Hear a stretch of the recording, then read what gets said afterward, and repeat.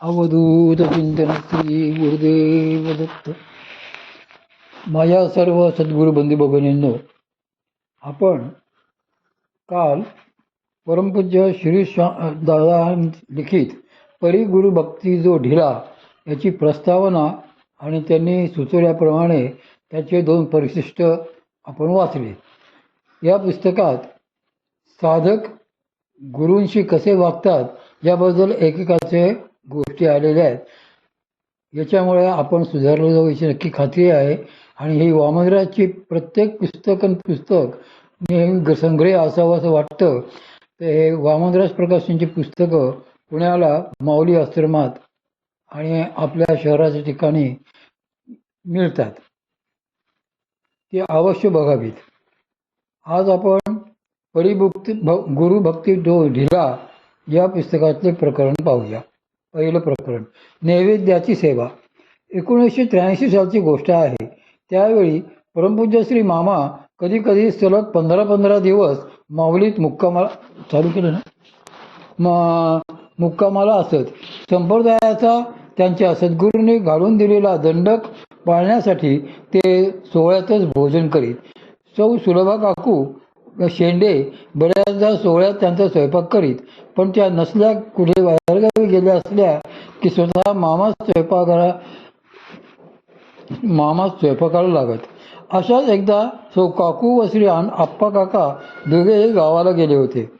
मामाच बऱ्या पहाटे स्नान, संध्या, आधनिक पूजा वगैरे आटोपून पूजेचे सोहळे बदलून जेवणाचे सोहळे नेसीत व खिचडी करून देवांना नैवेद्य दाखवून आपले भोजन उरकीत. त्यात कोणी ढवळाढवळ केलेली त्यांना खपत नसे. सगळे शास्त्रानुसारच व्हावे यावर त्यांचा फार कटाक्ष असे. म्हणून हे सगळे सोपस्कार आटोपेपर्यंत दुपारचा 1:30 तरी वाजत असे. योगायोगाने याच काळात एक साधक गृहस्थ मुंबईहून माऊलीत आले. त्यांचे ऑफिसचे गावात काही काम होते. ते आटोपेपर्यंत माऊलीतच राहावे असे त्याने ठरवले आणि ते मामांना म्हणाले, मामा, माझे ऑफिसचे काम सुरू आहे. 3-4 दिवस ते सहजच चालेल, पण मी मात्र येथेच थांबणार बरे का? मला तुमच्या सहवासात राहायची खूप इच्छा आहे. ते ऐकून मामा नुसतेच हसले, काहीच बोलले नाहीत. माऊलीत येणाऱ्या, मुक्कामी राहणाऱ्या आणि सेवेकरी म्हणून माऊलीत पूर्णवेळ असणाऱ्या साधकांसाठी अन्नपूर्णा विभागात भोजनाची, चहा वगैरेची व्यवस्था नेहमीप्रमाणे होतीच. पण का कोण जाणे, हे साधक बंधू पहिल्याच दिवशी संध्याकाळी ऑफिसचे काम करून परत आल्यावर मामांना म्हणाले, मामा, येथे आपला एवढा अमूल्य सहवासाचा लाभ मला घडतो आहे, तर आपल्या हातचा भोजन प्रसादही मिळू देत की. मी सकाळी लवकर कामासाठी जातो. परतायला हे असे संध्याकाळचे 7:30-8 होतात. सकाळी जेवणाची व्यवस्था कंपनीने एका हॉटेलात केलेली आहे. रात्रीचाच प्रश्न आहे. ती कृपा आपण केली की मी निश्चिंतच झालो. परमपूज्य श्री मामा अनेक वर्षापासून एकभुक्तच असतात. संध्याकाळी ते काही खात नसत. पण या साधकासाठी मात्र 2 दिवस रोज संध्याकाळी त्यांचे स्नान, संध्या, आधनिक व आरती उरकली की ती खिचडी टाकी. ते साधक आले की त्यांना प्रेमाने स्वतः वाढून आग्रहाने जेवायला लावीत. त्यांचे जेवण झाले की ते बंधू मात्र हातपाय धुवून सर्व झोपायला निघून जात. नंतर मग मामा त्यांचे ताट उचलीत, उष्टी खरकटी काढून सगळी भांडी, ताट, वाट्या घासून ठेवीत व आपल्या कामाला लागत. असेच आणखी 2 दिवस गेले. 4थ्या दिवशी सकाळी उठल्या उठल्या ते साधक बंधू मामांपाशी आले व म्हणाले, मामा, आज मला देवांची नैवेद्याची सेवा करायची आहे. मी ऑफिसला उशिरा जाणार आहे, त्यामुळे येथेच देवांना नैवेद्य दाखवीन व जेवीन. मामा म्हणाले, अरे, असे मुळीच करू नकोस. माझे मी करीनच की. पण ते गृहस्थ काय ऐकेनात. अगदी हट्टालाच पेटले व मामा ऐकत नाही असे पाहून त्यांना म्हणाले, ते काही नाही. भक्तासाठी आपण कसले नियम ठेवता? शेवटी भक्तांची भावनाच तुम्ही पूर्ण करायची असते ना. तुमच्या सद्गुरूंनी तुम्हाला शपथ आहे, मला ही सेवा करायची आहे. त्यांचे हे वाक्य ऐकून मामा त्यांच्याकडे चमकून बघायलाच लागले. ते गृहस्थही पडत्या फळाची आज्ञा घेऊन काही न बोलता उठले. स्नान करून धोतर ओले करून पिळून ठेवले व स्वयंपाकघरात जाऊन खिचडी करू लागले. खिचडी झाल्यावर ते एका ताटात वाढून घेऊन खाली आले व आपणच देवघरासमोर ठेवून नैवेद्य दाखवू लागले. परमपूज्य श्री मामांची पूजा सुरू होती. ते काहीच न बोलता शांतपणे सगळे बघत होते. नैवेद्य घेऊन ते गृहस्थ वर गेले, जेवायला बसले. सगळी खिचडी संपवून हात पाय धुवून कपडे बदलून बॅग भरून खाली आले. मामांना म्हणाले, थँक्यू हा मामा, आज तुमच्यामुळे मला ही सेवा घडली. असाच आपला सत्संग घडू देत. आता मी ऑफिसला जाईन व तेथूनच परस्पर मुंबईला जाईन. मुंबईला आलात की मला फोन करा, म्हणजे मी तेथे असलो की आपल्याला आमच्या घरी घेऊन जाता येईल. अच्छा, असे म्हणून ते उभ्या उभ्याच मामांना नमस्कार करून घाईने निघून गेले. ते गेल्यावर थोड्या वेळाने मामांची पूजा आटोपली. मामांनी सोवळे बदलून पंचा गुंडाळला व त्या गृहस्थांनी करून ठेवलेली उष्टी खरकटी काढून ताट वाट्या भांडी घासली. त्यांनी केलेला सगळा पसारा नीट आवरून जागच्या जागी सगळे लावले. यातच त्यांचा तासभर गेला. मग परत स्नान करून त्यांनी सोहळ्यात नेहमीप्रमाणे खिचडी केली, देवांना नैवेद्य दाखविला व नंतर स्वतः भोजन केले. अजूनही कधी कधी ते साधक गृहस्थ भेटतात. इकडच्या तिकडच्या प्रापंचिक गप्पा, विचारपूस, अडीअडचणी वगैरे झाल्या की म्हणतात, तुम्ही होताच की दादा साक्षीला, मामा आमचे किती ऐकायचे, तुम्हाला माहीतच आहे. पण साधना मात्र बिलकुल होत नाही हो. साधनेला वेळ तरी कसा काढावा, जरा मामांना सांगा ना. 2 नंबर, संस्थानी फतवा. ही तशी बरीच जुनी घटना आहे.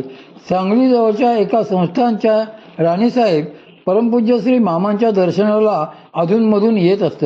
त्यावेळी भारतातली सगळी संस्थाने केवळ नावाचीच उरलेली होती. इतर अनेकांप्रमाणेच त्यांच्याही संस्थानातल्या अनेक समस्यांनी त्या त्रस्त असत. योगायोगाने कुणाच्या तरी ओळखीने त्या मामांकडे येऊ लागल्या. मामांच्या सांगण्याप्रमाणे वागले की त्यांच्या मोठमोठ्या अडचणी दूर होत असत. यामुळे परमपूज्य श्री मामा त्यांना दरवेळी केवळ संकटकालीच आठवत असत. त्यांचे एक 1976 साली लिहिलेले पत्र परमपूज्य श्री मामांच्या जुन्या पत्रव्यवहाराच्या फाईलमध्ये आहे. त्या पत्रातून त्यांचे संस्थानी वळण चांगलेच जाणवते. त्यातला काही भाग असा, आमच्याकडे उत्पन्न झालेल्या या समस्येकरता तुम्ही मार्गदर्शन करणे. आमची जन्मपत्रिका वगैरे तुमच्या संग्रही आहेच. ती बघून अनुष्ठान वगैरे धार्मिक कृत्य करावायचे असल्यास अनुमान न करता संपन्न करणे. त्यासंबंधीच्या खर्चाला आमची संमती असून सरकारातून तजवीज करण्याचे ठरले आहे. तरी सर्व कामे तुम्ही बाजूला ठेवून तातडीने अनुष्ठानाला लागणे. आमची तुम्हावर मेहर नजर आहेच. अर्थात यासंबंधी पुढे प्रत्यक्ष काय घडले याची माहिती मिळाली नाही. पण या राणीसाहेबांची त्याही अडचणीतून परमपूज्य श्री मामांनी त्यांना पाठवलेल्या विभूतीमुळे सुटका झाल्याचे त्यांच्या पुढील एका पत्रातील उल्लेखावरून कळले.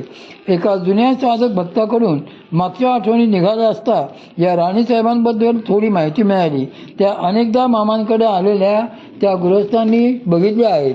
ते सांगत होते की त्या बाई यायच्या असल्या की त्या येणार म्हणून 4-4दा निरोप येई. मामांसमोर त्या नेहमी 3-4 घेऊन येत व आल्या की अखंड बोलत राहत. त्यात अनेक तक्रारी, अनेक अडचणींची गाऱ्हाणी असत. सोबत पत्रिकांचा एक गठ्ठाच असे. याची त्याची करीत अनेक पत्रिका दाखवीत. असे मामांचे 3-4 तास त्यांनी घेतले की सगळी कामे झाली आहेत ना, सगळे विचारून झाले आहे ना याची खातरजमा करून त्या बरे येते म्हणून निघून जात.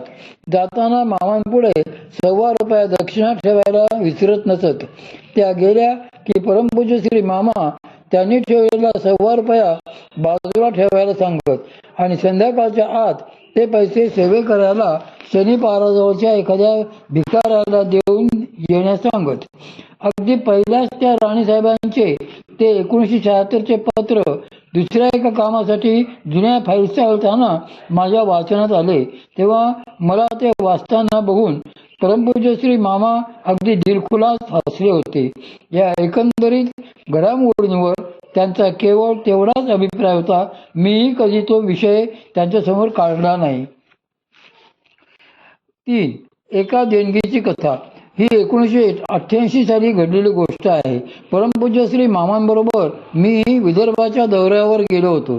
परतीच्या प्रवासात नागपूर स्टेशनला आमची आगगाडी आली. प्लॅटफॉर्मवर बरेच साधक परमपूज्य श्री मामांचे दर्शन घेण्यासाठी म्हणून जमलेले होते. गाडी थांबताच परमपूज्य श्री मामा उतरून खाली प्लॅटफॉर्मवर गेले. त्यांनी सगळ्यांच्या प्रेमाने चौकशा केल्या. सगळ्यांची दर्शने झाली. प्रसन्नपणे हसत खेळत गप्पा चर्चा रंगल्या. गाडी सुटायची वेळ झाली. सिग्नल बदलला म्हणून मामा आत आपल्या जागेवर येऊन बसले व खिडकीतून हात बाहेर काढून सगळ्यांचा निरोप घेऊ लागले. इतक्यात एक साधक भक्त हातात एक जाडसर गठ्ठा घेऊन आत शिरले. मामांजवळ येऊन त्यांना म्हणाले, मामा, इफ यू डोंट माइंड, तुमच्यासाठी एक काम आहे.